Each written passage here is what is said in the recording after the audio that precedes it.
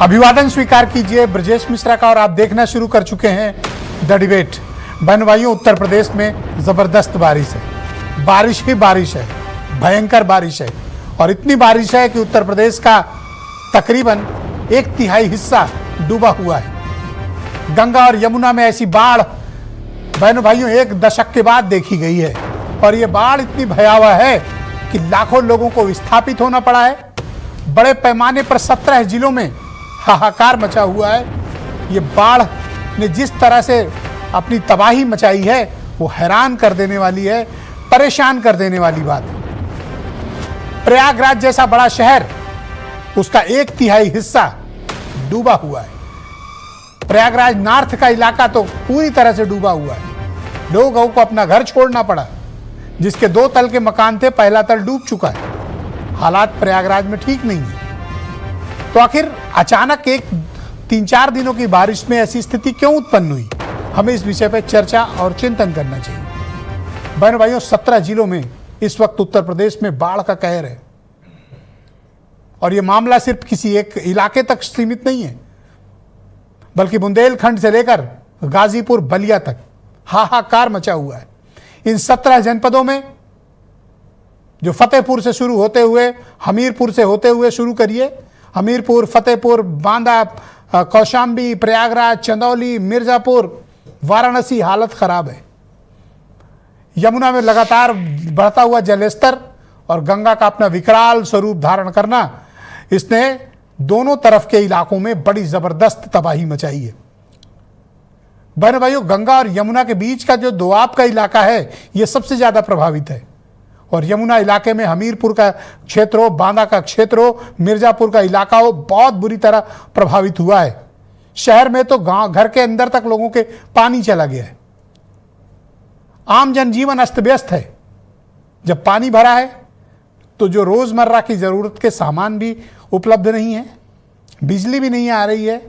लोग कैसे और किन संकटों के बीच अपना जीवन गुजार रहे होंगे, जहां मोबाइल भी उनको चार्ज करने के लिए कोई जुगाड़ नहीं है। मुझे डाउट है इस बात की, शंका है इस बात की कि लोग उन इलाकों में, ये लोग डिबेट देख भी पा रहे होंगे कि उनके हक की लड़ाई हम लोग लड़ रहे हैं, शायद वो देख भी नहीं पा रहे होंगे।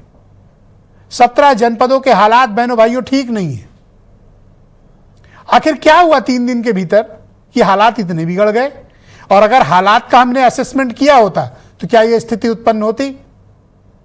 क्या कारण है कि प्रयागराज जैसे शहर में जब यह दावा किया गया था कि यहां पर विकास की गंगा बहाई गई है, यहां पर ऐसे डेवलपमेंट के काम हुए हैं और ऐसी व्यवस्थाएं हुई हैं कि अब प्रयागराज को कभी बाढ़ की स्थिति का से 2-4 नहीं होना पड़ेगा। बहनों भाइयों, सब डूबा हुआ है। वो दावे हवाई निकले, वो कोरी बातें निकली। प्रयागराज नॉर्थ का इलाके में तो हाहाकार है। प्रशासन को नावें चलाकर लोगों को रेस्क्यू करना पड़ रहा है।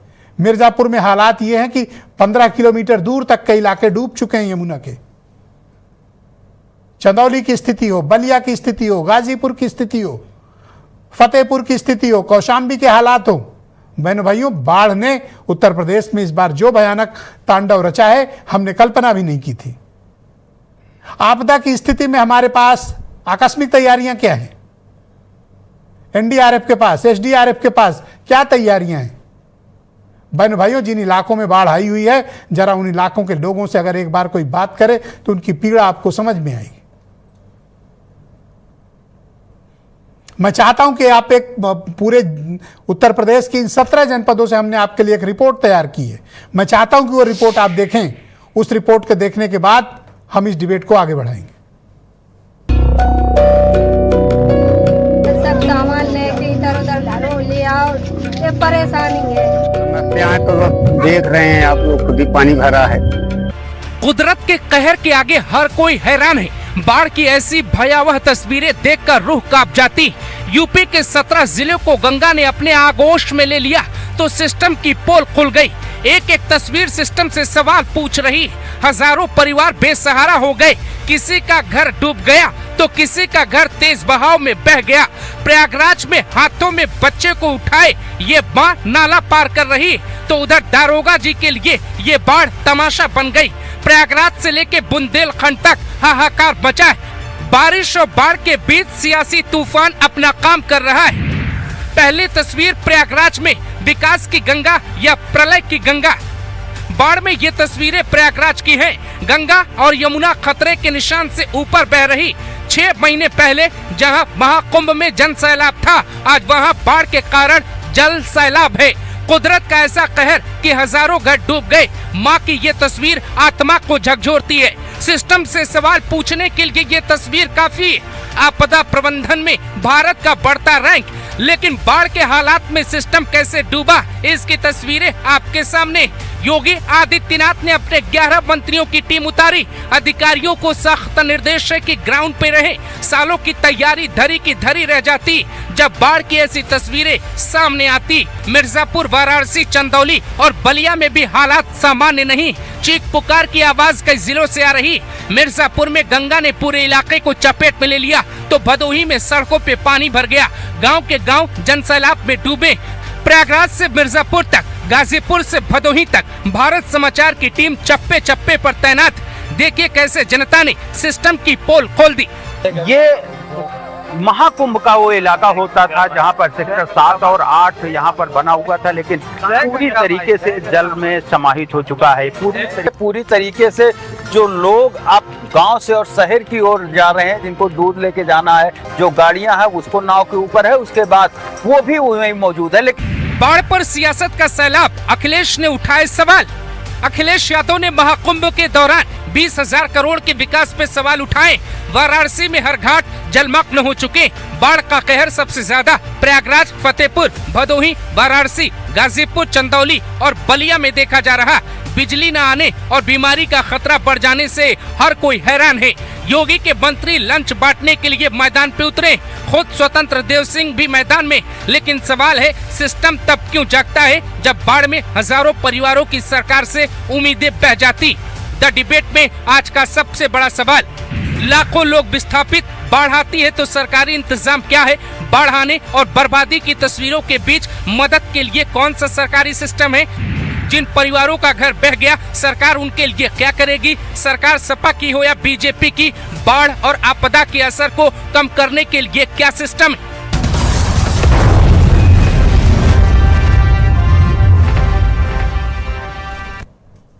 कुछ दृश्य तो बड़े आंखें खोल देने वाले और बड़े हैरान कर देने वाले होते हैं। बहनों भाइयों, आज की इस परिचर्चा को आगे बढ़ाएंगे। Sanjay Chaudhary ruling party BJP के प्रवक्ता हैं, मेरे साथ मौजूद हैं। दीपक रंजन समाजवादी पार्टी के प्रवक्ता, सुरेंद्र राजपूत कांग्रेस कमेटी के प्रवक्ता हैं, डॉक्टर नवीन भटनागर फॉर्मर डीआईजी हैं एनडीआरएफ के, और अनंत राम कुशवाहा जी जाने माने पत्रकार प्रयागराज से हमें ज्वाइन कर रहे हैं, और वीरेंद्र सिंह जी हमारे स्टेट हेड। बहुत शुक्रिया और धन्यवाद आप सभी का। बताइए भाई संजय चौधरी जी, सिस्टम क्या कर रहा है, सरकार क्या कर रही है? लाखों लोग विस्थापित हुए हैं, आपकी क्या जिम्मेदारी है? ब्रजेश भाई, सबसे बड़ी बात तो ये कि उत्तर प्रदेश के 75 जिलों में से 17 जिलों में बाढ़ का प्रभाव है, ये अधिकृत सूचना है और आप भी इसकी पुष्टि कर रहे हैं। उत्तर प्रदेश के केवल 37 तहसील ऐसी हैं जहां बाढ़ का प्रभाव है और इसमें सरकार काम कर रही है। सबसे बड़ी बात है कि 402 गांव ऐसे हैं कि जहां बाढ़ का प्रभाव है, और सबसे अच्छी बात है कि बाढ़ का सबसे ज़्यादा प्रभाव तब होता है जब गांव के आसपास के इलाके में कटान होती है। इन 402 में केवल 22 गांव ऐसे हैं जहां इस बार कटान की स्थिति है।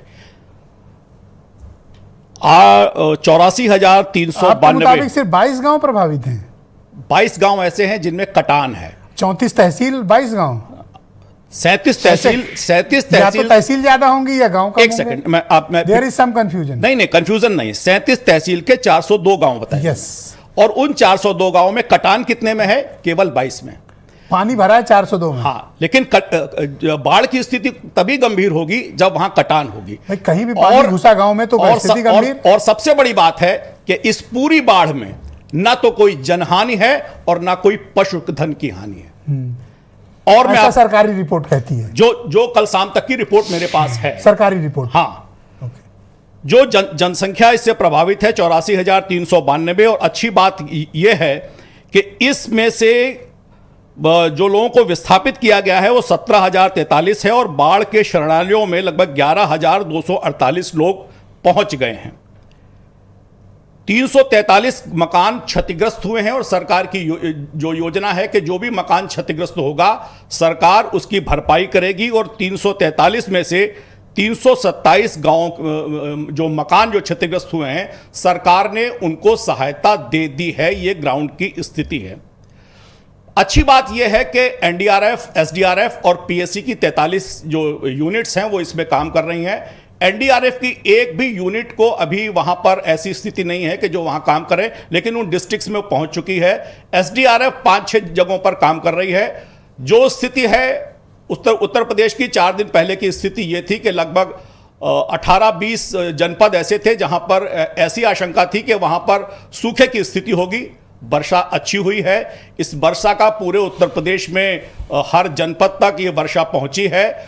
और जो बाढ़ की स्थिति है, सरकार की जो प्रायोरिटी है, सरकार की जो प्रायोरिटी है कि कोई भी जनहानि ना हो, पशुओं की हानि ना हो, जो लोग हैं कच्चे मकान में हैं उनको वहां से निकाला जाए और उन्हें खाद्यान्न की व्यवस्था की जाए, उनके खाने की व्यवस्था की जाए। अगर मकान गिरे हैं, लाखों लोग संजय जी विस्थापित हैं, खाने का अभाव है उनके पास। हमने आपको दिखाया अभी, कहीं कुछ अन्न मिला भी तो किसी बहुत से लोगों को नहीं मिला।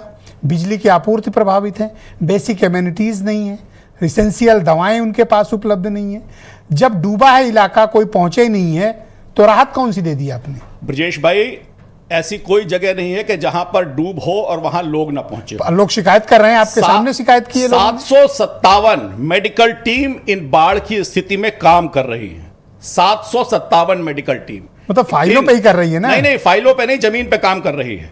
सर जमीन कहां है जब डूबा है सर? और उसके बाद जो पशुधन है उसके लिए भी भूसे की व्यवस्था हो रही है, सुरक्षित स्थान डेवलप। नाउ नेक्स्ट क्वेश्चन, आपने कहा था बाढ़ का परमानेंट इलाज कर देंगे, ये तो आपका इलाज हो गया। नहीं, आप तो प्रयाग के रहने वाले हैं ना ब्रजेश जी, आप बताइए कछार के क्षेत्र में बाढ़ आएगी कि नहीं आएगी? सर दारागंज कौन सा कछार है? सलोरी कौन सा अल्लाहपुर कौन सा कछार है सर? सलोरी कौन सा कछार है सर? भाई हर बार आप नहीं रहा सर उधर, आप कुंभ में जाते होंगे, आपने कहा था आपने पक्का इलाज कर दिया। नहीं, कुंभ में देखिए ऐसा है, पहले तो होता था, अभी आपके टाइम भी हो रहा है। नहीं, देखिए जब भी बारिश होगी बाढ़ आएगी तो प्रयागराज डूबेगा। सरकार की प्रायोरिटी है कि उसमें कोई जनहानि ना हो, उसमें कोई पशु की हानि ना हो, जो लोग हैं उनकी सहायता पहुंचे। सर प्रयागराज कैसे डूबा सर? नहीं, जो लोग हैं वहां सहायता पहुंचे और जिसकी भी कृषि की भूमि में फसल नष्ट हुई है उसका सर्वे हो और उसके बाद प्रयागराज कैसे डूबा इसकी जिम्मेदारी तय करेंगे? नहीं, जो इलाके हैं, कछार का क्षेत्र है, वहां हर वर्ष जब बाढ़ आती है हम भी हैं। सर दारागंज कौन सा कछार है? हम भी सलोरी कौन सा कछार है सर? ब्रजेश भाई, बघाड़ा कौन सा कछार है? ब्रजेश भाई आप तो प्रयागराज के हैं सर, इसीलिए तो बता रहा हूँ प्रयागराज के हैं। अल्लाहपुर कौन सा कछार है सर? लेटे हनुमान जी का मंदिर आपने सर वो तो मैं मानता हूं, जब तक गंगा वहां नहीं पहुंचती है तब तक प्रयाग के लोग मानते हैं कि गंगा आज पानी से भरी नहीं है। मुझे लगता है आप इस बात की हिमायत कर रहे होंगे, सारे के सारी जी लोगों के घर चलकर आ सारे की सारी नदियां पानी से भरी हो और पूरा उत्तर प्रदेश, इसमें कोई जो बाढ़ की स्थिति है, बाढ़ की स्थिति ना हो और वहां सूखा भी ना हो। इसीलिए मैं आपको सीधे डायरेक्ट प्रयागराज ले चलता हूं। अनंत राम कुशवाहा जी बहुत ही जाने माने पत्रकार हैं, ग्राउंड जीरो से हमें बताएंगे क्या चल रहा है। कुशवाहा जी अब आप बताइए, सब लोग आपको लाइव सुन रहे हैं सर, क्या हालात हैं इलाहाबाद के, प्रयागराज के? देखिए इस समय जो प्रयागराज में है वो बाढ़ की स्थिति बहुत गंभीर है। गंगा जमुना की जो नदियां हैं दोनों अपने खतरे के निशान से लगभग जो है 1 मीटर ऊंचाई पर बह रही हैं और ये मतलब जो है जितने तराई इलाके के मोहल्ले हैं उनके अलावा जो शहर के कई मोहल्ले हैं वो भी बाढ़ से बहुत प्रभावित हैं। कैसे इतना पानी आ गया? क्लेम तो किया गया था महाकुंभ के वक्त कि साहब अब तो बाढ़ नहीं आएगी, हमने परमानेंट इलाज कर दिया। ये तो जिन इलाकों में पानी घुसा है, जितना मैं जानता हूं प्रयागराज के इस इलाके को, पहले तो आता रहा होगा पानी, पर इसमें कैसे आ गया? नहीं देखिए इसमें जो है कहने की जो बात है वो तो जो बारिश का पानी है वो आगे तो कोई बात नहीं है। इसमें जो विभिन्न जो है डैम और बैराज से पानी डिस्चार्ज किया जाता है वो एक निश्चित मात्रा में, और तो अगर निरंतर किया जाए तो इस तरीके की बाढ़ से काफी हद तक बचा जा सकता है। लेकिन प्रयागराज में चूंकि गंगा और जमुना दोनों नदियां मिलती हैं और गंगा की सहायक तमाम नदियों का जल गंगा में आकर मिलता है, इसी तरीके से जमुना में भी चंबल और केन, बेतवा और तमाम छोटी नदियों का जो जल आकर के मिलता है, उसकी वजह से जो बारिश की वजह से आता है वो अगर निरंतर आए तो बाढ़ का असर नहीं रहेगा। लेकिन जो उसकी वजह से तमाम डैम और बैराज से कई लाख क्यूसेक जो है जल एक साथ छोड़ दिया जाता है, तो निश्चित तो तौर पर आप मुझे उस बताइए कृत्रिम कि बाढ़ की शहर वजह के से और ग्रामीण क्षेत्रों के क्या हालात हैं? इस समय जो मतलब जो है देखा जाए तो प्रयागराज की जो सोराम तहसील है, जो मतलब मेजा है, करछना है, फूलपुर और हंडिया तहसीलें और सदर तहसील, ये मतलब जो है बाढ़ सदर से मतलब काफी शहर प्रभावित है। और इसके जो भी तराई इलाके के ग्रामीण क्षेत्र के हैं वो प्लस शहरी क्षेत्र के दोनों जगह के जो है लोग और पशु ये दोनों उससे प्रभावित हैं, क्योंकि पशुओं का जो है जो बाहर निकाल पाना मुश्किल हो गया है, उनके जो है चारे की व्यवस्था नहीं हो पाई है। और जब अचानक बाढ़ इस तरीके से आ जाती है तो तमाम लोग अपने घर गृहस्थी के अलावा खेती क्या बाड़ी आपको और लगता तमाम है चीजों कि को रोक नहीं एसडीआरएफ या डिस्ट्रिक्ट एडमिनिस्ट्रेशन तैयार था इस तरह की आपदा से निपटने के लिए? देखिए, ये तो बेहतर प्रशासन और शासन ही बता सकता है, लेकिन जो मौके पर दिखाई दे रहा है जिस तादाद में जो है एसडीआरएफ और एनडीआरएफ की तैनाती होनी चाहिए, एनडीआरएफ तो नहीं लगी सर, अभी केवल एसडीआरएफ लगी है। वो उस हिसाब से जो है नाकाफी है, क्योंकि तादाद जिस हिसाब से बाढ़ की बढ़ी है वहां लोगों की आवश्यकताएं ज्यादा है, उस हिसाब से उनकी संख्या क्या कम। आने वाले 2-3 दिनों में स्थिति कुछ बाढ़ की कम होगी या फिर बढ़ सकती है? जैसे हालात क्या रिपोर्ट्स हैं वहां पे?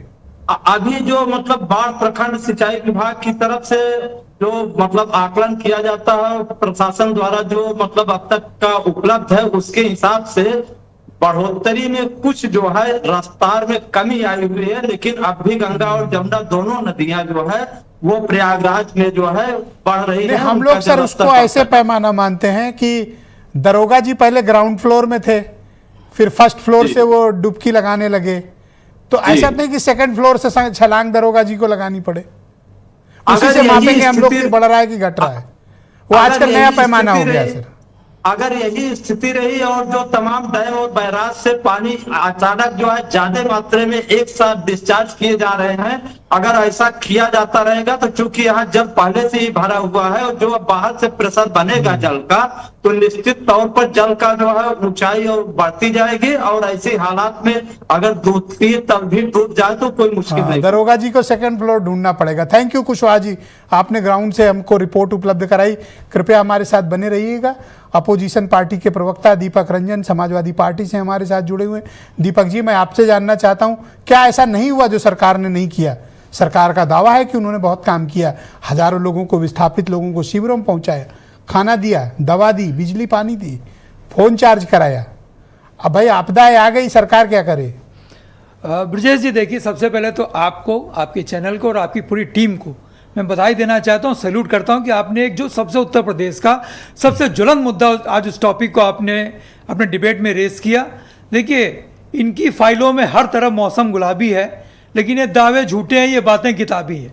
इनकी फाइलों में, इनकी किताबों में तो सारी चीज़ें लग रही, लेकिन आज की तारीख में उत्तर प्रदेश में बाढ़ को लेकर के जो भयावह स्थिति उत्पन्न है ब्रजेश जी, उससे इनका भ्रष्टाचार, इनकी नाकामी और इनकी लापरवाही उजागर हो रही है। आज छात्र अलग परेशान है, पढ़ाई नहीं कर पा रहा है, विद्यालय नहीं जा पा रहा है, विद्यालय भाई जब आपको मालूम था कि हर साल जो है बारिश होती है, आप तैयारी इतनी करा बताते हो कि हमने पूरी तैयारी कर ली है साहब, हम तो इस बार बाढ़ किसी को बता के आती है क्या?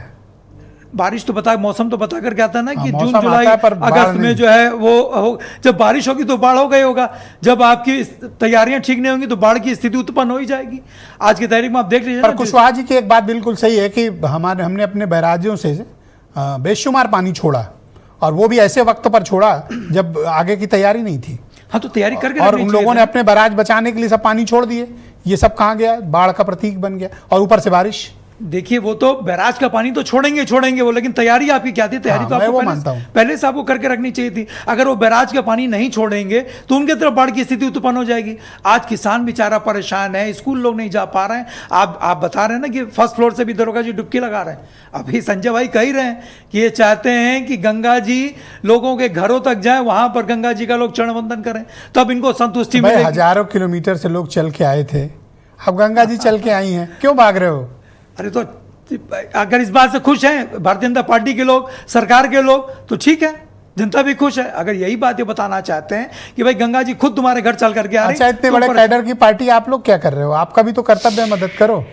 किस टाइप की मदद आपने करें? क्या मदद की? किस आप टाइप बाढ़ की? पीड़ितों की मदद करिए, किस टाइप? उनके बीच जाइए, बिल्कुल जा रहे हैं, उनको मदद करिए, बिल्कुल जा रहे हैं। खाना दीजिए, पानी दीजिए, बिजली दीजिए, कुछ उनके फोन चार्ज चार्जिंग की व्यवस्था करिए, दवाएं दीजिए। अरे ब्रजेश जी, समाज का काम करो सर। अरे प्रयागराज जो बाढ़ राज बना हुआ है, हमारे वहाँ संदीप यादव है, वही बेचारा नाव लेकर के जा रहा है, लोगों को ब्रेड दूध मुहैया करा रहा है। और लोगों को लगाइए, और पार्टी लोग के। लगे हुए हैं, कहाँ नहीं लगे हुए लोग? हमें राजनीतिक दलों को इस बात का नहीं करना, हमें तो जनता के बीच जाना आपने चाहिए। जनता के बीच जा रहे हैं, समाजवादी लोग जाइए, तो जा रहे हैं। मदद बांटिए। सिर्फ समाजवादी लोग जा रहे हैं ब्रजेश जी। भारतीय जनता पार्टी के एक वीडियो, एक फुटेजेस आप दिखा आरएसएस वाले नहीं जा रहे? कौन?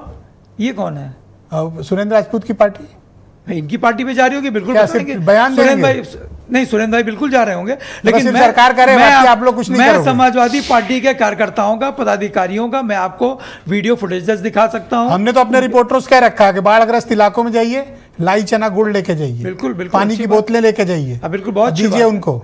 बहुत अच्छी बात है। ये काम आपने पॉलिटिकल पार्टी के लोगों को भी करना नहीं, चाहिए, कर रहे हैं लोग। चाहे सत्ता पक्ष हो या प्रतिपक्ष हो, सबकी जिम्मेदारी है। हम तो ये भी चाहते हैं ब्रजेश जी कि भारतीय जनता पार्टी जो है नतमस्तक हो जाए, बता दे कि भैया मेरे बस का कुछ नहीं है, आप लोग संभाल लो। ऑल राइट, मैं इतना ही कम से कम कह देंगे। जी, बहुत शुक्रिया। मैं डॉक्टर नवीन भटनागर जी को आमंत्रित करता हूं। एनडीआरएफ के डीआईजी रह चुके हैं और उनके पास आपदा प्रबंधन का बड़ा विस्तृत अनुभव है। मैं उनसे इस घटना, इस पूरे मसले के बारे में समझना चाहता हूं। भटनागर जी, बहुत शुक्रिया, धन्यवाद हमें समय देने के लिए। जब इस प्रकार की विपत्तियां, आपदा, विपदा आती है जनता पर, खास तौर पर बाढ़ की, तो किस तरह की तैयारियां होनी चाहिए थी और हमने इस मामले में कहां चूक की?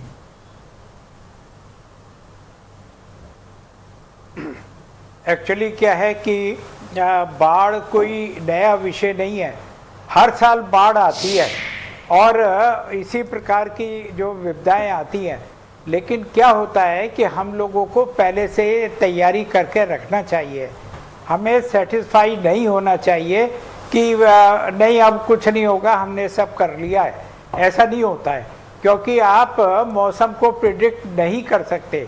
पता नहीं कब बाढ़ आ जाए, अब पता नहीं कब कहाँ पीछे प्रॉब्लम आ जाए।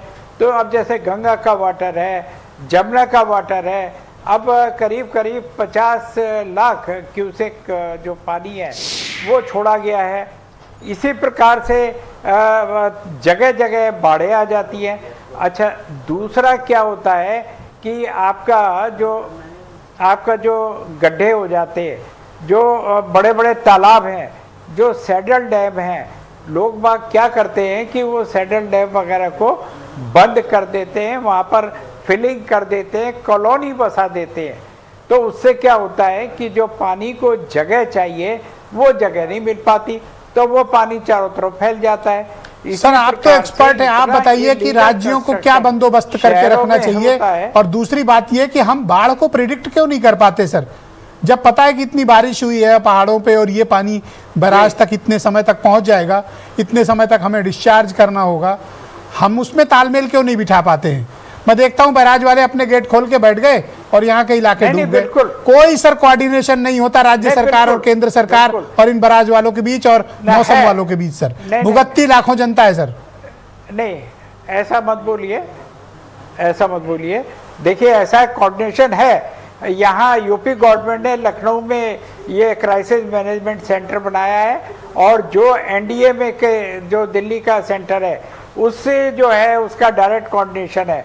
हमारे ऑनरेबल पीएम जो है चेयरमैन है एनडीए में के, और बराबर उन्होंने इंस्ट्रक्शन दे रखी है कि जो है कोई भी ऐसी क्राइसिस होती है तो पैसे का मुंह नहीं देखना है। सर, पैसे में बात ही नहीं समझे। मैं ये कहना चाह रहा हूँ कि आखिर इन बैराज से जितना पानी छोड़ा जाता है, राज्यों को समय रहते बताया क्यों नहीं जाता? जिलों में अलर्ट क्यों नहीं जाता?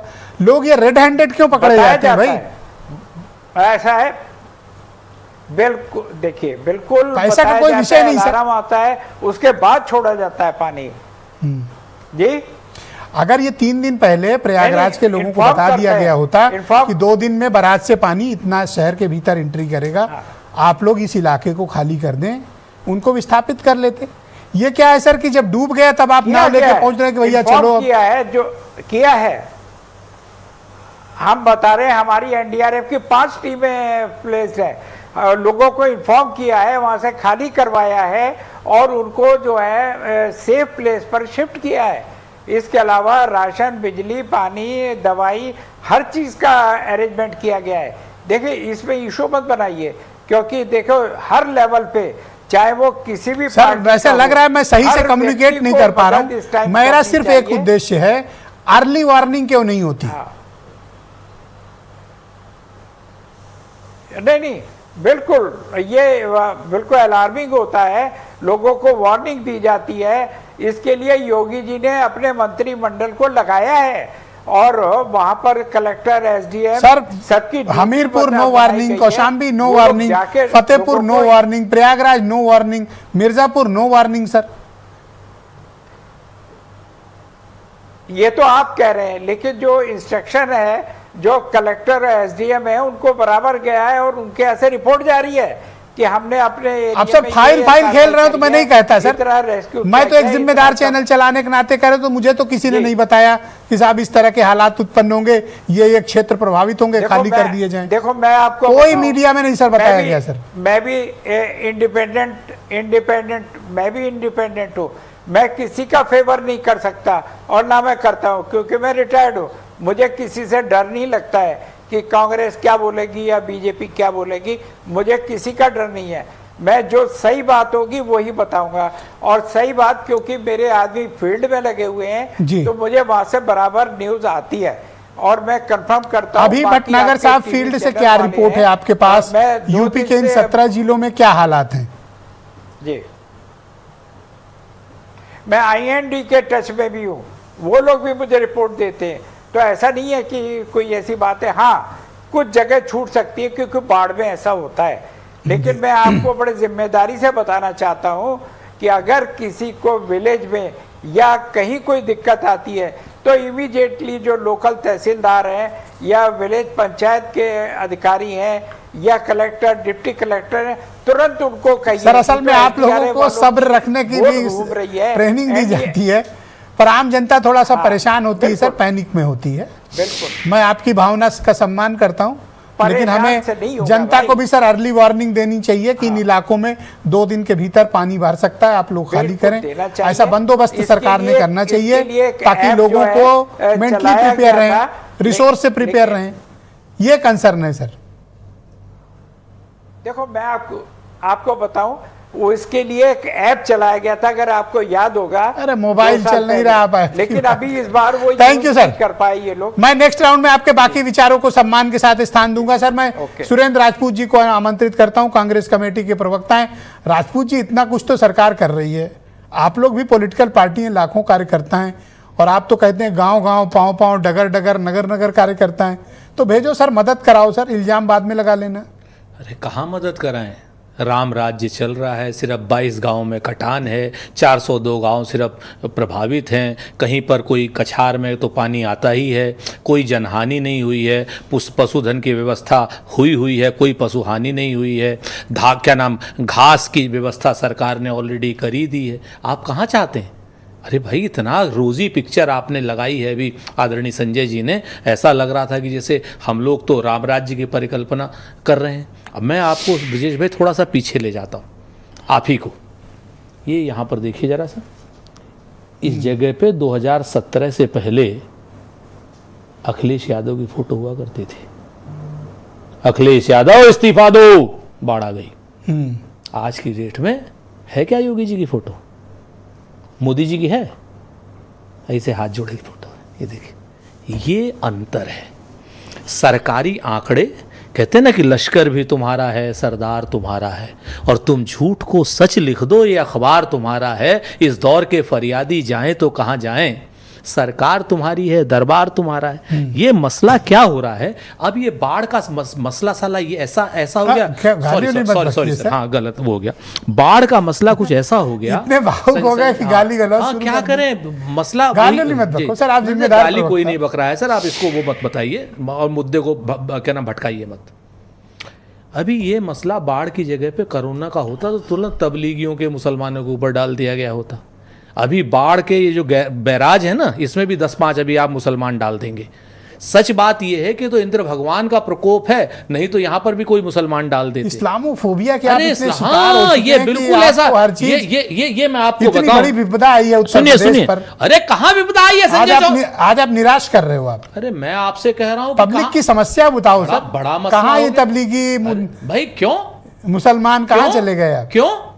क्योंकि नहीं कहा संजय ने, एक बात भी नहीं। संजय जी तो कह रहे हैं, मैंने एक बार भी मुसलमान नाम नहीं दिया। फिर आप विषयांतर कर रहे हैं। संजय जी तो कह रहे हैं कि बिल्कुल रोजी है, कहीं क्या नाम गंगा मैया जब तक क्या नाम लेटे हुए हनुमान जी के पास तक नहीं आई। मुसलमान तलाश रहे और कोई नहीं तलाशा। और यहां पर ये जगह जो है, इस जगह पर आप अखिलेश यादव की फोटो लगाते थे, लगाइए ना योगी आदित्यनाथ जी। आप किसके क्यों नहीं लगाते योगी? आप अखिलेश यादव के प्रवक्ता हैं कि कांग्रेस पार्टी के? हम तो जनता के, आप जनता की समस्या बताने आए हैं कि फोटो लगवाने आए हैं? आपके साथ ब्रजेश जी जो हम सब लोगों के साथ सर आज आपका बयान निराश करने वाला है। सच जो है, आप जनता की बात नहीं करना चाहते हैं, विशुद्ध राजनीतिक बात करने आए हैं आप। और मैं आपके पास कोई तथ्य नहीं है, कोई जानकारी नहीं बात करते हैं आप। आपके पास 2 गांव की भी रिपोर्ट नहीं है। हमारे पास तो अपोजिशन की पार्टी का ऐसा व्यवहार दुखी करता है, निराश करता है।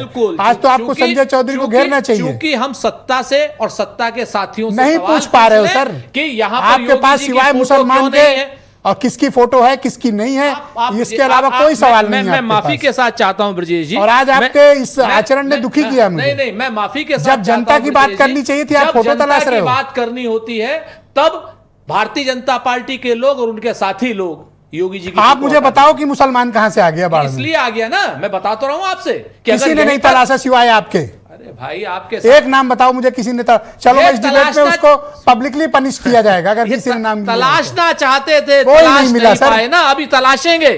अभी सुनिए, अब आप ध्यान से सुनिए। इलाहाबाद में क्या आप ही को तो सुन रहे हैं। इलाहाबाद में अरे हम तो इतनी देर से जनता तय कर ले एक पब्लिक की बात नहीं कही आपने। पिछले 5 मिनट में ब्रजेश जी बोल रहे हैं या सुरेंद्र राजपूत बोल रहे हैं? सर मुसलमान बोल रहा है। ब्रजेश जी से हमने सवाल पूछ लिया कि यहाँ पर योगी आदित्यनाथ जी की तस्वीर बताओ सर मुसलमान कहाँ है? क्यों नहीं तस्वीर है? सर बताओ मुसलमान कहाँ है? आदित्यनाथ जी की तस्वीर क्यों नहीं है? सर मुसलमान कहाँ है? इस्तीफा क्यों नहीं दे रहे? तो मांगो ना इस्तीफा। मांग क्यों नहीं रहे हो? आप 8 साल से कह रहे थे, मांग क्यों नहीं रहे हो इस्तीफा? कह रहे थे कि 20,000 करोड़ आपने इलाहाबाद में लगाए, सॉरी प्रयागराज में लगाए, इलाहाबाद कह देंगे फिर दिक्कत। 2 सवाल नहीं है इनके पास जनता की समस्या के लिए। 20,000 करोड़ रुपया लगाया और कहा इलाहाबाद को स्वर्ग जैसा बना देंगे, बना दिया। देखिए नवजात बच्चे को लेकर के जन्माष्टमी की तरीके से जाया जा रहा है अपने घर में, और आप बता रहे हैं कि मोहल्ले में दर मोहल्ले आपके नाम पानी किस तरीके से भरा हुआ है। और आदरणीय संजय जी कह रहे हैं कि साहब यहां तो सिर्फ 402 गांव में 22 गांव में कटान है, बाकी सब जगह पानी तो आना ही है, ये बहुत जरूरी हर साल आता है। अभी यही संजय जी विपक्ष में होते तब बताते हैं इस बात को, और कह रहे हैं कि जनहानि नहीं हुई। अभी तो लग रहा है किसी चैनल में झगड़ा। अभी तो नहीं, झगड़ा कुछ नहीं सर। कई एक जनता की आपने समस्या नहीं कही। जनता की समस्या आज आपके बयान विशुद्ध राजनीतिक है। जनता की हाँ बिल्कुल है राजनीतिक, मैं मानता हूं इसको राजनीतिक है, क्योंकि राजनीति ही जनता के कामों में इस तरह की राजनीति करते हो और राजनीति देश की समस्याओं का निदान करेगी। अगर आपने काश आदित्यनाथ जी की योगी आदित्यनाथ जी की तस्वीर अगर आपने यहां लगा दी होती तो दबाव में आते ही। ठीक, अब बोलिए आप क्या फोटो आपको दबाव में लाती है? आप पहले तो आप जवाब दीजिए। पहले तो मुझे आप जवाब दीजिए कि जनता की समस्या रखने के बाद अच्छा मैं फोटो अभी 20 फोटो दिखाई होगी मुख्यमंत्री की, खबर देखी आपने? इस्तीफा मांगा, 20 फोटो इस्तीफा मांगा। अरे तो आपका क्या काम है फिर? अरे कांग्रेस पार्टी या तो राजनीति बंद कर दे से पहले यहीं पर मुख्यमंत्री का वो लगा करके इस्तीफा मांगा जाता था। अच्छा मुझे पता नहीं था कि आज दीपक रंजन का कोई काम नहीं है, आज सपा से सुरेंद्र राजपूत है। हम वही आपसे कह रहे हैं क्या मुसलमान कि जनता की आवाज, बोलिए जनता की आवाज अगर हम उठाते हैं। अच्छा बोलने अब इनको बोलने देखिए ब्रजेश भाई बहुत चीज चाहिए। देखिए मुख्यमंत्री का इस्तीफा ही नहीं चाहिए। देखिए ब्रजेश भाई मैं पूरी जिम्मेदारी के साथ कहता हूं, आज पता नहीं क्या बात है कि राजपूत जी लगता है घर से लड़के आए हैं या राहुल के ऊपर कोई हमला हो गया इसलिए बेचैन है। वास्तव में मुसलमान की बात करके इस डिबेट को डिरेल करने का काम किया। कोई डिरेल नहीं किया, हमने आपके मन की बात कह दी। मैं सारे आपके पास मुद्दे नहीं हैं, आपके पास मुसलमान फंसाने के लिए नहीं है, इसलिए आप ऐसी बात कर रहे हैं। भाई राजपूत जी, तबलीगी ब्रजेश भाई में क्या था तबलीगी? आप ही मुसलमान की बात कर रहे हो भैया, हम तो कर रहे हैं, आप ही कर रहे हो और आप ही करते रहते हो। हम तो दूसरी बात, मैं सारे के सारे दर्शकों से कहता हूं, जाइए देखिए आपसे उत्तर प्रदेश के किसी भी मुख्यमंत्री का एक ऐसा वीडियो देखिए या ऐसा फोटो देखिए जिसमें वो मुख्यमंत्री बाढ़ की स्थिति का जायजा करने के लिए नाव से घूम रहा हो बाढ़ प्रभावित। नहीं, मुसलमान वाला क्लैरिटी दो सर। नहीं, ये तो आज इनकी योगी आदित्यनाथ जी की। अच्छा, मैं अभी खबर दिखाई, उसमें नहीं दिखा। अगर इस्तीफा मांगा, इस्तीफा आप मांगने के लिए है ना। विपक्ष का क्या काम है? विपक्ष का क्या काम है? एक भी जनहानि नहीं है। मैं 10 फोटो लगा भी पशु की लगा देंगे 10। ये बेटर मैनेजमेंट, आप इस बात को इंश्योर करो सर। और इसीलिए इस बेटर मैनेजमेंट को देखकर बाढ़ के नियंत्रण की अच्छी व्यवस्था को देखकर एक भी जनहानि नहीं बताओ, बेटर एक भी जनहानि नहीं है, एक भी पशुहानि नहीं है। और जो बात हो रही थी ना सर, आप अपना मोबाइल, इनका मोबाइल और मेरा मोबाइल ब्रजेश भाई को दे दीजिए। अगर बारिश भी ज्यादा हो रही है तो भी मैसेज आ रहा है आपके मोबाइल पे। मैं दर्शकों से कहता हूं, अपना मोबाइल खोलिए और उसमें देखिए सुरेंद्र राजपूत ने मुसलमान का मुद्दा कैसे बारिश भी ज्यादा हो रही है तो उसका भी मैसेज आ रहा है। बाढ़ के मुद्दे पर एक से दोनों लोग बाढ़ के ये बाढ़ में मुसलमान का क्या की बात कर। अरे जिन गाँव में एक देख नहीं पा रहे हो, आंख नहीं खोल पा रहे हो, आप दिखा नहीं पा रहे, आप दिखा नहीं पा रहे, आपने आंख बंद कर रखी है, आप लोगों को अंधभक्त बना रहे हो। आप लोग लो देखिए मोबाइल आपके मोबाइल जमा करिए मोबाइल, आप जमा करिए मोबाइल। अरे मैं किसी का फोन नहीं चेक करने वाला सर। जमा करिए मोबाइल। नहीं है कुछ नहीं आ रहा मैसेज, यही है मैसेज आ रहा सर। एक सेकंड, दरोगा जी को डुबकी नहीं लगानी पड़ती। मैं आपको दिखाता हूं, दरोगा जी को डुबकी अरे एक एक करके। नहीं आप ये देखिए जरा, दरोगा जी को अरे डुबकी देखिए, कल संडे का देखिए, दरोगा जी को और मैं डुबकी कहता हूं अच्छा, उत्तर एक सेकंड प्रदेश रुक की जाइए, सारी जनता अपना मोबाइल खोले और देखे। धन्यवाद sir. Alright sir, Virendra ji alright. Virendra ji आप मुझे बताइए कि बाढ़ की क्या ग्राउंड जीरो से स्थिति है सर। सर एक सेकंड सर, दोनों लोग, तीनों लोग संयम रखें सर। भाई वीरेंद्र जी, क्या रिपोर्ट है ग्रामीण क्षेत्रों से या शहरों से जिन 17 जनपदों में ऐसी स्थिति हुई है, वहाँ के हालात क्या हैं? देखिए, बाढ़ से प्रदेश के कई जिलों में भारी तबाही चल रही है और गांव के गांव डूब गए हैं। इसके अलावा अस्पतालों में जो मरीज भर्ती है वहाँ पानी भर गया है, खाने पीने का संकट पैदा हो गया है। बाढ़ ने अस्पताल, गांव, मकान, फसल, जानवर सबका जीवन प्रभावित किया है। कहा जाए तो जनजीवन अस्त व्यस्त है, सड़कें बह गई हैं, बिजली गायब हो गई है, लोगों की पास खाने के लिए सामग्री नहीं है, दूध बच्चों के लिए नहीं मिल पा रहा है। ये सब परेशानियां बहुत ज़्यादा आ गई हैं। नावें चल रही हैं जहां कभी सड़कों पर गाड़ियां चलती थी। ऐसा दृश्य कम देखने को मिलता है। हालांकि साल में कुछ दिनों के लिए तराई वाले इलाकों में या जो नदी से सटे इलाके होते हैं वहाँ पर ये दृश्य आते थे, लेकिन इस बार ख़ास तौर से पूर्वांचल में प्रयागराज और बनारस का इलाका, बहुत चंदौली, भदोही, ये सब बहुत तगड़े से प्रभावित है। ब्रजेश जी, बाढ़ जो होती है वो गरीब आदमी को और मध्यम वर्ग को बर्बाद करती है। अमीर आदमी के लिए तो ये एक दृश्य की तरह है, नज़ारे की तरह है और उसको ये ज़्यादा प्रभावित नहीं कर पाती। तो जो लोग कच्चे मकान हैं, जो लोगों ने छोटे छोटे मकान बनाए थोड़े पैसे जोड़कर दूर, उन लोगों के लिए समस्याएं हैं। अब उनके लिए सरकार ने राहत सामग्री की वितरण की व्यवस्था तेज की है और आने वाले 2-1 दिनों में इस पर थोड़ा सा आपको चीज़ें दिखाई पड़ेंगी। हम लोग सुनते थे बचपन में कि कागज़ की कश्ती, बारिश का पानी, लेकिन ये कितना बारिश का पानी ये खतरनाक है, कितना लोगों का, जब आदमी के घर के सब सामान डूब जाए तो आदमी सोए कहाँ, रहे कहाँ, और आदमी खाना कैसे खाएगा, कहाँ जाएगा। बहुत सारी चीज़ें हैं जो निजी जीवन में जब आदमी अनुभव करता है तब उसको पता चलता है। जानवरों के खाने के लिए भी भूसे की व्यवस्था तक नहीं है। तो ये आप ये संकट को समझ लीजिए कितना बड़ा है। ब्रजेश जी, वर्षा जो होती है वो फसल के लिए बड़ी लाभदायक मानी जाती है, और ये जो वर्षा रुक रुक कर हो रही है, इससे किसान मनाता है इस दिन के लिए कि ये इस तरह की बारिश हो।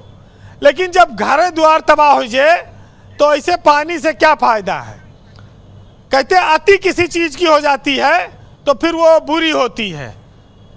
लेकिन जो प्राकृतिक आपदाएं होती हैं ये किसी सरकार के कंट्रोल में नहीं है, तैयारी सरकार के कंट्रोल में है। अच्छा, कोई अर्ली वार्निंग वगैरह दी गई थी कोई कि इस तरह की विपत्ति या ऐसी विपदा आ सकती है 2 दिनों में, 1 दिनों के भीतर? अचानक से तो बाढ़ आ नहीं गई होगी। देखिए, ये हर साल रहता है फोरकास्ट और बाढ़ के लेके तैयारियां भी रहती हैं, लेकिन आबादी इतनी बढ़ गई, लोग गंगा नदी के कछार में घर बना लिए हैं। सर, जब बनता था तब तो रोकते नहीं, और जब बन गया तो अब मदद मिलती नहीं, वहाँ आफत आई हुई है।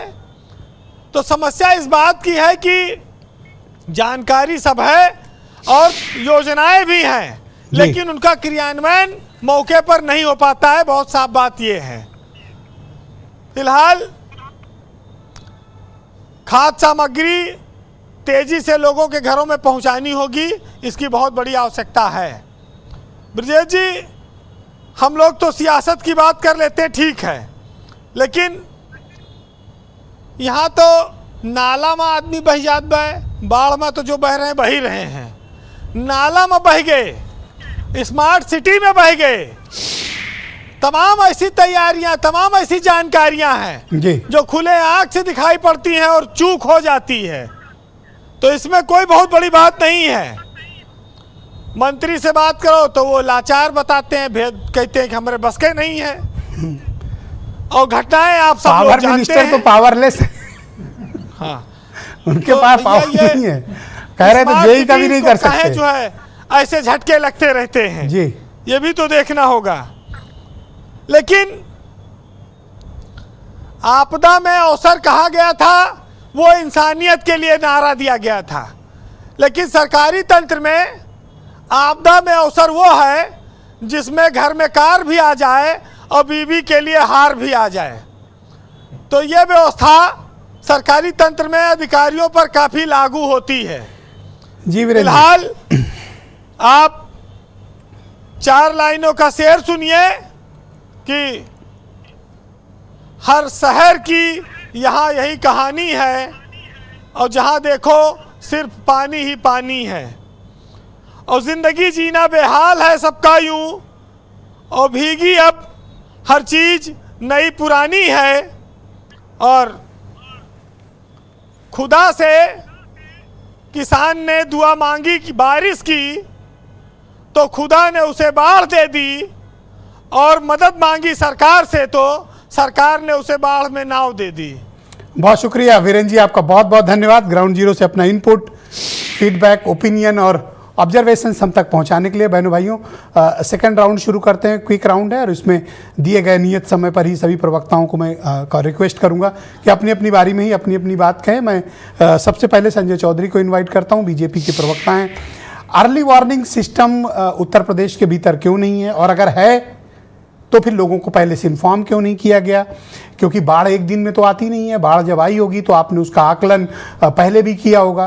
तो आकलन क्यों नहीं हुआ, लोगों को समय रहते रेस्क्यू क्यों नहीं किया गया, और लोगों को पहले से सूचना क्यों नहीं थी? ब्रजेश भाई, आपकी सारी बातों का तथ्यों और मेरे पास जो उपलब्ध जानकारी है उसके आधार पर मैं बिल्कुल एक एक चीज़ का मैं आपको उत्तर दूंगा। उत्तर प्रदेश के 14 जिलों में जहां इस बात की आशंका थी कि बाढ़ की स्थिति बन सकती है, 3 दिन पहले ही एनडीआरएफ की 14 टीमें वहां पर पहुंच चुकी थी। 15 जिलों में एसडीआरएफ की टीम पहुंच चुकी थी और वहां पर लोगों को अलार्म किया गया था कि बाढ़ का पानी बढ़ सकता है, और उसी के लिए लोगों को निकाल कर सुरक्षित स्थान पर पहुंचाया गया। जो लोग निकलने की स्थिति में नहीं थे उनको पास में ही कोई ऐसा बाढ़ के लिए बाढ़ शरणालय उत्तर प्रदेश की सरकार ने 905 जगह बनाए। और वहां पर लोगों को ले जाकर टिकाया। तो ये कौन लोग हैं जो शहरों में और टेलीविजन के दृश्यों में, वीडियो में अपने घरों में फंसे हुए हैं? ब्रजेश जी, बहुत सारे लोग ऐसे हैं कि जिनके पक्के मकान हैं और वो इस अनुमान के आधार पर इस अपने के एक आध दिन में बारिश कम होगी, पानी उतर जाएगा, वो अपने मकानों में बने हुए हैं, लेकिन लगातार उनसे अपील की जा रही है कि वे निकलें और सुरक्षित स्थान पर जाएं। ऐसे लोग जो अपने घरों में हैं, वहां उनके लिए खाद्य सामग्री, वहां उनके लिए मेडिकल की सुविधा। तो आप ये कहना चाहते हैं कि लोग अपनी स्वेच्छा से अपने घरों में बाढ़ में कह दें? निश्चित रूप से स्वेच्छा से। सरकार ने सभी से जो सुन रहे होंगे आपको जवाब देंगे। सरकार ने मैंने कहा ना कि मतलब लोग अपनी मर्जी से बाढ़ में कह दें। 18,000 ये तो पहली आपने मतलब रिसर्च की है। ये 18,000 से ज्यादा लोगों को नाव से वहां पर निकाला जा चुका है, और उसके बाद और जो लोग हैं जो लगभग 16-17 हजार हैं, उनको पास में ही बाढ़ के शरणालय बनाए हैं, जो 502 हैं, उनमें ले जाकर टिका दिया गया है। इसके बाद भी जो लोग हैं, वहां तक राहत सामग्री, सहायता, मेडिकल, क्लोरीन की गोलियां ये सरकार पहुंचा रही है। और ये इस बात का प्रमाण है कि इतनी बड़ी बाढ़ को, जिसको भयावह बताया जा रहा है, एक भी व्यक्ति की जनहानि तो सुरेंद्र राजपूत इस्तीफा क्यों मांग रहे हैं और मुसलमान क्यों खोज रहे हैं? देखिए, वो तो उनकी मानसिकता है, हर चीज में उनको मुसलमान नजर आता है, बिना मुसलमान के उनकी कोई डिबेट ऐसा नहीं कि मुसलमानों ने गेट खोल दिया हो बैराज का। अब ये तो उनको बेहतर पता है, उनसे आप तो एक्सपर्ट हो इसके। उनके बहुत अच्छे संबंध हैं, मुझको लगता है कोई जानकारी होगी तो बताएंगे, हम लोग निश्चित रूप से। मैं अनंतराम कुशवाहा जी को आमंत्रित करता हूं, प्रयागराज से हमारे साथ जुड़े हो, बहुत ही जाने माने पत्रकार हैं। सर, इस बात को स्पष्ट करिए कि क्या अर्ली वार्निंग सिस्टम प्रयागराज के लोगों को दिया गया था कि इतनी बड़ी बाढ़ आ सकती है, कितने बड़े इलाके डूब सकते हैं, लोगों को अपने घर मकान खाली कर देना चाहिए, ऐसी कोई वार्निंग दी गई थी? निश्चित तौर पर अगर इस तरीके की वार्निंग शासन प्रशासन द्वारा दी गई होती कि आने वाले समय में प्रयागराज में गंगा और जमुना का जल स्तर बढ़ सकता है और तराई इलाकों में बाढ़ का असर आ सकता है, तो निश्चित तौर पर जो लोग वहां रह रहे हैं वो अपने कहीं न कहीं ठौर ठिकाना ढूंढते और आज की इस जो विभीषिका है इससे बचने का वो पूरा प्रयत्न करते। लेकिन इस तरीके की कोई ऐसी पूर्व सूचना नहीं दी गई थी कि हाँ ये बाढ़ आ रही है और बाढ़ इस कदर आ जाएगी कि लोगों को बेघर होना पड़ेगा और उनके जो है सारे सामान गृहस्थी के नष्ट हो सकते हैं। इसके पहले चूंकि एक राउंड की जो बाढ़ आई थी वो 15 जुलाई के आसपास गंगा और जमुना का जलस्तर बढ़ना शुरू हुआ, जो कि 82 मीटर तक पहुंचने के उपरांत वो घाटोत्तरी की ओर गया और वो घाट करके 78 मीटर जो यहाँ का मतलब जो है डेंजर लेवल है 84.73 मीटर, उससे घट करके जो है काफी जो है ये 78 मीटर के आसपास आ गया। तो लोग निश्चिंत हो गए, लेकिन शासन प्रशासन द्वारा इस तरीके से दोबारा वाली बाढ़ पर कुछ नहीं बताया गया कि हाँ इतना पानी, इतने क्यूसेक, कितने लाख पानी जो है किसी भी डैम। ये कारण आप क्या मानते हो कि जो बारिश हुई इस कारण है या फिर बैराजों से बहुत ज्यादा पानी डिस्चार्ज किया गया?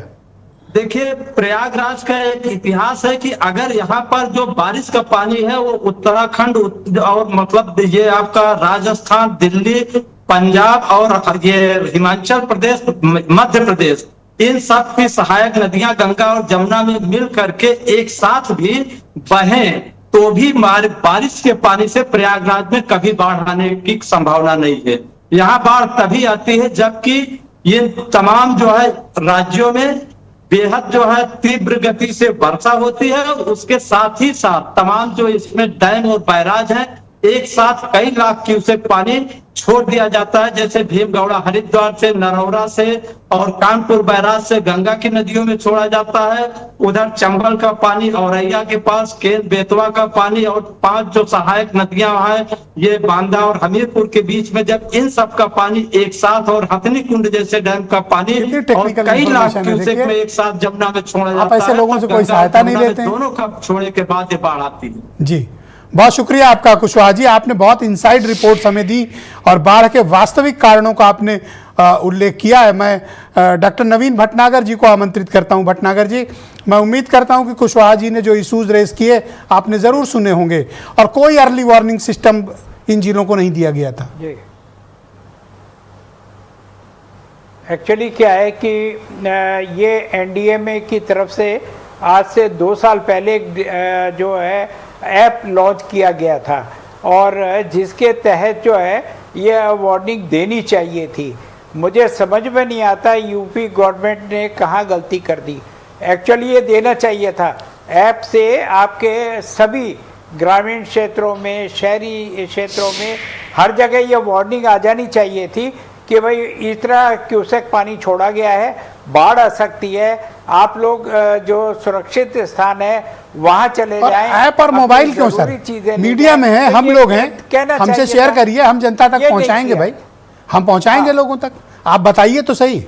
जी नहीं किया, ये गलत किया यूपी गवर्नमेंट ने, ये जबरदस्ती मंत्रियों को भगा दिया और कि अपने एरिया में करो, ये करो, एसडीएम कलेक्टर को, इसमें कोई शक नहीं, फिर भी इन लोगों ने काफ़ी काम किया है और जितना बन पड़ा कर रहे हैं और अभी भी कर रहे हैं। इनके वॉलंटियर्स हैं, क्योंकि हमें तो ग्राउंड की हमारे पास भी रिपोर्ट है। एनडीआरएफ की क्या रिपोर्ट है आपके पास? एनडीआरएफ ने क्या आपको जानकारी दी है कि अभी हालात कैसे हैं ग्राउंड पे?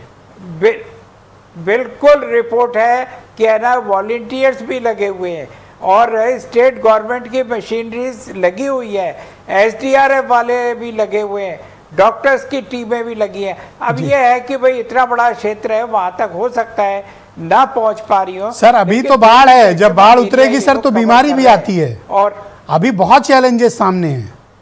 बिल्कुल, मैं कहने वाला था कि इसके बाद आप देखिए कितनी बीमारी आएंगी, बहुत ज्यादा जो है, सड़कें खराब होंगी, बिजली की आपूर्ति देखनी पड़ेगी, बीमारियों की समस्या आएंगी, बहुत कठिनाई है सर।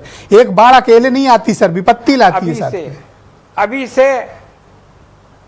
अभी सही अलर्ट हो जाइए। थैंक यू सर, बहुत शुक्रिया। बताइए दीपक रंजन जी मुझे आप कि सर जिस तरह की व्यवस्थाएं सरकार ने की, क्या अपोजिशन पार्टी के होने के नाते आप उससे संतुष्ट हो या नहीं?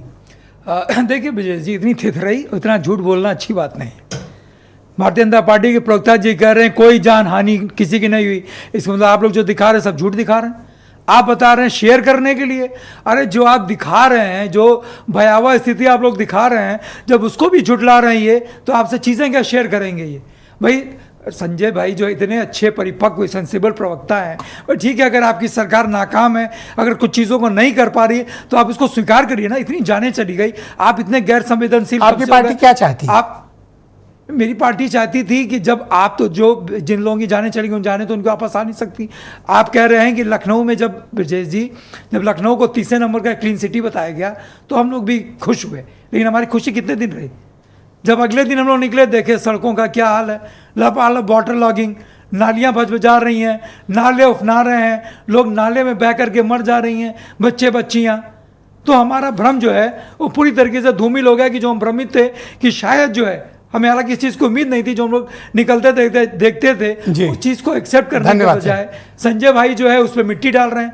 कह रहे हैं जो लोग प्रभावित तो अपनी स्वेच्छा से हैं, जो लोग अपने घरों में अपनी स्वेच्छा से हैं। अरे कौन ऐसा होगा जो। बहुत धन्यवाद सर। सुरेंद्र राजपूत जी मेरे साथ मौजूद है, कांग्रेस कमेटी की प्रवक्ता हैं।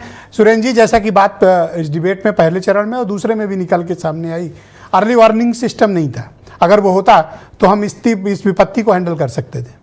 वो कहते हैं ना ब्रजेश भाई कि भाजपा इस कदर आवाम पर एहसान करती है, वो आंखें छीन लेती है और चश्मेदान करती है। मुसलमानों को भारतीय जनता पार्टी चश्मेदान करने की बात करती है और भारतीय जनता पार्टी ने 20,000 करोड़ रुपए प्रयागराज में लगाए और पूरी चुनौती दी थी। और 2017 से पहले चुनौती देते थे कि ये 50 साल से क्या किया, 70 साल से क्या किया। अब हम इनसे पूछते हैं कि 8 साल से उत्तर प्रदेश में इन्होंने क्या किया, कौन सी। इस समय तो अभी तो नेपाल की सहायक नदियों की बाढ़ नहीं आई है, अभी तो सिर्फ गंगा मैया की ही बाढ़ है, जमुना मैया की ही बाढ़ है। आप इसमें पूरी तरीके से फेल हैं। भ्रष्टाचार के 20,000 करोड़ रुपए कौन खा गया? कुंभ में त्रासदी भी हुई, कुंभ में भगदड़ भी हुई, कुंभ में 20,000 करोड़ रुपया भी गया और उसके बाद प्रयागराज क्षेत्र पूरा बाढ़ में डूबा भी। अब इससे बड़ी भ्रष्टाचार की परिस्थिति क्या होगी? और उसके बाद भी आदरणीय योगी आदित्यनाथ जी से कोई इस्तीफा मांगने को। बोलिए संजय जी। देखिए, ऐसा है कि दोनों प्रवक्ताओं ने आज स्पष्ट कर दिया कि बाढ़ की स्थिति को लेकर उनके पास कोई तर्क नहीं है, क्योंकि योगी आदित्यनाथ जी ने अपनी टीम के साथ इस बाढ़ के नियंत्रण पर बेटर मैनेजमेंट करके दिखाया है। आप बता दीजिए। समाजवादी पार्टी के प्रवक्ता समाजवादी पार्टी के प्रवक्ता लखनऊ की सफाई पर बोल रहे हैं, लेकिन बाढ़ को लेकर इनके पास कोई सवाल नहीं है। मुझे लगता है कि बेहतर नियंत्रण के आधार पर बाढ़ को कंट्रोल करके निश्चित रूप से भारतीय जनता पार्टी नहीं दे रहे हो? राजपूत जी के लिए तो मुझको लगता है कि मुस्लिम, चूंकि ये इनके प्रधानमंत्री से लेके कहते हैं कि पहला अधिकार मुसलमानों का है, इसलिए इनकी बातचीत में भी सबसे पहले मुसलमान है। धन्यवाद सर, बहुत बहुत शुक्रिया। मुसलमानों को रहना चाहिए। बहुत अलर्ट हो शुक्रिया। जाइए, और आइएगा मत, आप सभी का बहुत बहुत शुक्रिया। और बहनों भाइयों, मैं आप सबका भी बहुत आभार प्रकट करता हूँ। एक छोटा सा ब्रेक लेंगे। ब्रेक के उस पार सोनम से भी खतरनाक अलीगढ़ की तबस्सुम निकली। उसने अपने पति को पेड़ में बंधवाया, दोनों पैर कटवाए, पेट फड़वाया और फिर पूरा तेजाब से जलवा दिया। कारण क्या था? जीनत सिद्दीकी थोड़ी देर में आपको बताने वाली है।